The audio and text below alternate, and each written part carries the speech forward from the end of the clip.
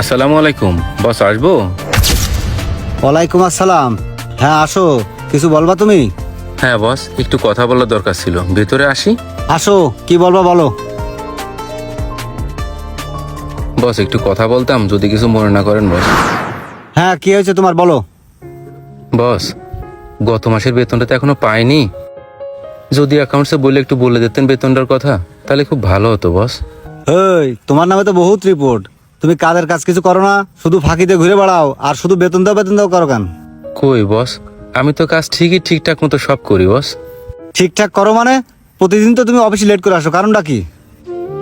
বস ওই অনেক দূরে বাসা তো, তাই হাইটে আসতে আসতে অনেক সময় গাড়ি পাই না, রিক্সা পাই না, এই জন্য একটু লেট হয়ে যায় বস। তাও তো বেশি দেরি হয় না বস, ওই 5 মিনিট, না হয় সর্বোচ্চ 10 মিনিট। 5 মিনিট 10 মিনিট লেট হবে কেন? আমি তোমার বেতন দিই না নাকি নাকি ফ্রি কাজ করো? সরি বস, আর লেট হবে না নে। বেতনের বিষয়টা একটু দেখে দেবেন বস, আমার বাসায় খুব সমস্যা চলতেছে বস, একটু দেখেন না, সামনে ঈদের সময়। এই, বেতন পাও তুমি কয় টাকা? তুমি 12,000 টাকা বেতন পাও না? এই 12,000 টাকা জন্য তোমার দুনিয়া সবকিছু কি আটকে রয়েছে নাকি?